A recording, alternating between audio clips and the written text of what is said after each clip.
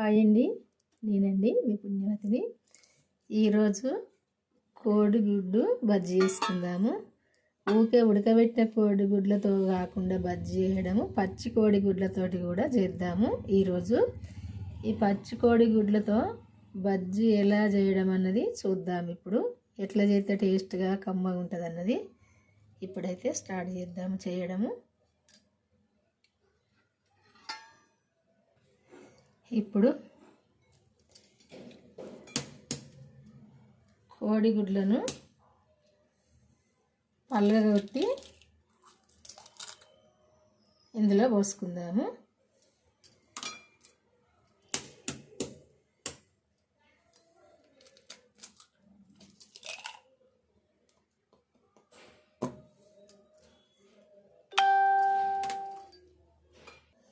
ఇదంతా ఈ yellow white అంతా కలిసేటట్టు కలుపుకోవాలి మొత్తము.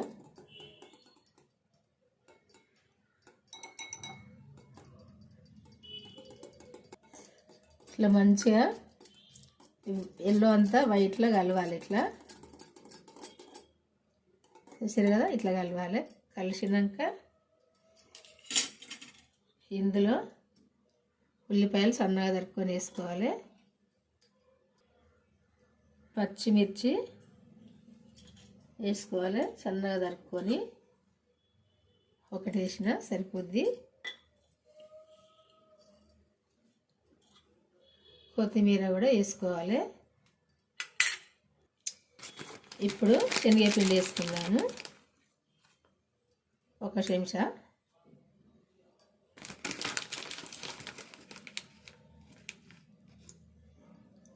చెంచాన్నర సరిపోద్ది. ఒక హాఫ్ చెంచా బియ్యం పిండి వేసుకుందాము. కొంచెం జీలకర్ర వేసుకుందాము.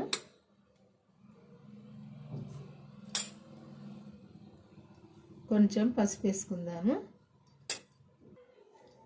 సరిపోను సాల్ట్ వేసుకోవాలి. కారం కూడా వేసుకుందాము, సగం చెంచా సరిపోద్ది. ఇదంతా కూడా కలుపుకోవాలి. ఇప్పుడు ఇట్లా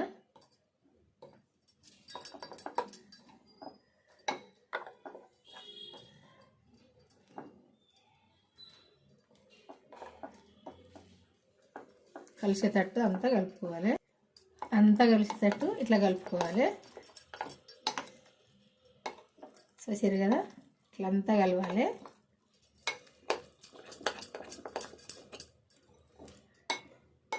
ఇట్లా కలిపితే సరిపోద్ది. ఇప్పుడు నూనె పోసుకుందాము. కడాయి వేడైనాక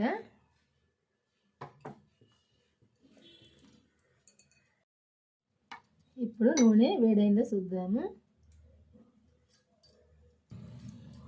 నూనె వేడైనాక ఇట్లా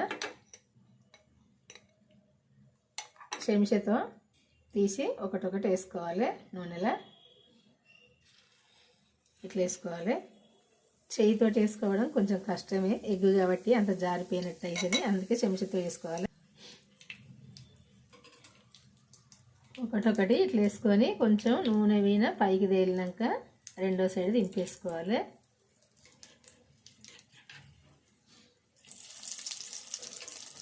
ఇట్లా దింపేసుకోవాలి.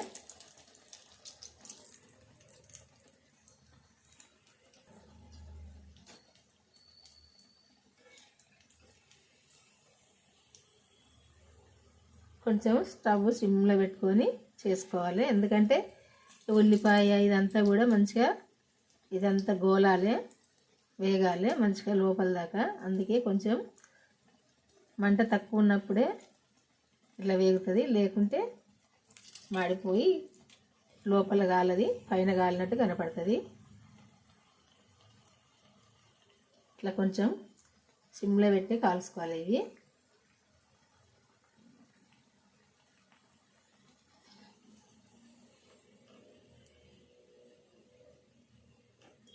ఇదిగో ఎగ్గు బజ్జీ. ఎప్పుడు ఉడకబెట్టిన ఎగ్గుతోటే కాదు బజ్జీ చేయడం, పచ్చి ఎగ్గుతోటి కూడా ఇట్లా చేసుకుంటే చాలా టేస్ట్గా ఉంటుంది. పిల్లలు ఇష్టంగా తింటారు. పిల్లలు స్కూల్కి పోయి వచ్చినాకనైనా, సండే రోజైనా, హాలిడే ఉన్నప్పుడైనా పెద్దవాళ్ళైనా తినచ్చు, పిల్లలైనా తినచ్చు.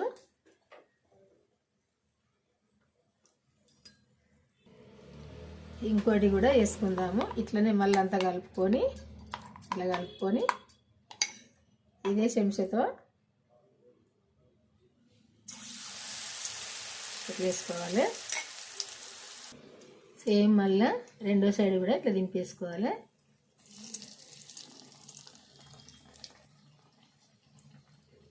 ఇట్లే మంచిగా నెమ్మదిగా కాలనీయాలి లోపల దాకా.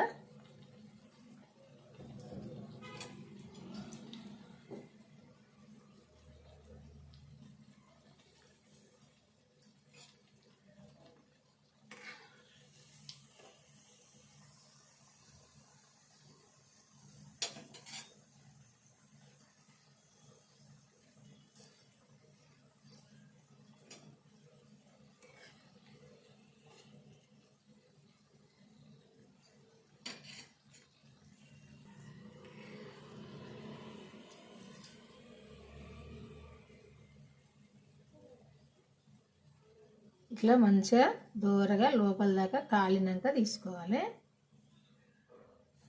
అన్నీ కూడా ఇక ఇంతే చేసుకోవాలి. ఇదిగో ఎగ్గు బజ్జీ చేయడం అయితే అయిపోయిందండి. పచ్చి ఎగ్గుతో, ఉడకబెట్టిన ఎగ్గు కాదు. ఇట్లా చేసుకోండి, చాలా టేస్ట్గా ఉంటుంది. చూసారు కదా, కరకర మెత్తగా మంచిగా ఉంటుంది. ఎందుకంటే ఇందులో కొంచెం బియ్యం పిండి వేసినాం కదా, శనగపిండితో పాటుగా, అందుకే కొంచెం ఇట్లా కరకర కూడా ఉంటుంది. ఇలా పొంగినట్టు మంచిగా ఉంటుందండి. చూసారు కదా, ఇట్లా చేసుకోండి ఒకసారి. మీకు తెలిసిన వాళ్ళకు కూడా షేర్ చేయండి, వాళ్ళు కూడా చేసుకుంటారు.